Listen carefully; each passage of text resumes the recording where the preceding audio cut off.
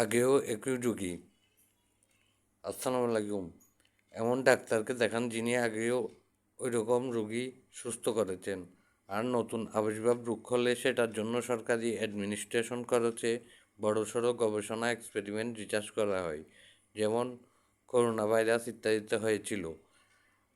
আপনার মতামত যদি হয় নতুন আবির্ভাব রোগ, তাহলে অ্যাপ্লিকেশন করুন। আর সরকারি ভালো ডাক্তারের প্রেসক্রিপশন নিন। খরচ প্রশাসন বহন করবে। ভবিষ্যতে ডাক্তারকে জিজ্ঞেস করবেন আপনার বাচ্চা বা যিনি হোক একই রোগী তিনি আগেও পুরোপুরি সুস্থ করেছেন নাকি। যদিও চ্যাটজিপিটিতে ছবিটি দিলে অথবা ওষুধের নেম গ্রুপ নেম ও এমজি দিলেই ওইসব কিসের ওষুধ আপনাকে জানিয়ে দিবে। সেন্সিটিভ ব্যাপার, নিজেও একটু ধারণা নিলে ভালো হয়। জ্বর হলে এর ওষুধ না দিয়ে জ্বর হলে এর ওষুধ না দিয়ে পেট খারাপের ওষুধ দিয়েছে নাকি সেটুকু তো আপনি বুঝতে পারবেন। তখন বড় ডাক্তার না হলেও ধারণা পাবেন। সকল ব্যাপারে জেনে ফেলেছেন মতনই সোজাটা চলবেন, মনস্থির করুন।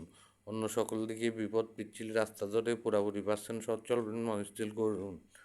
সকল ধরনের শক্তি লাভ হয়ে যাবে আপনার মধ্যে তাতেই।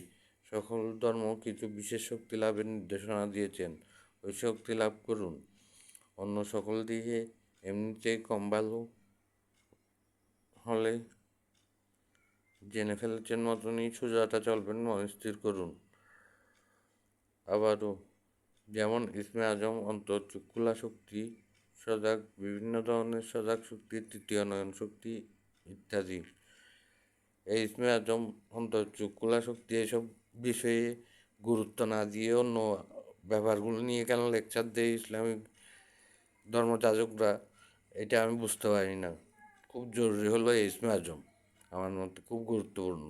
এই ব্যাপারে লেকচারগুলি শুনতে চাই, জানতে চাই সবাই, এটা সবার দাবি।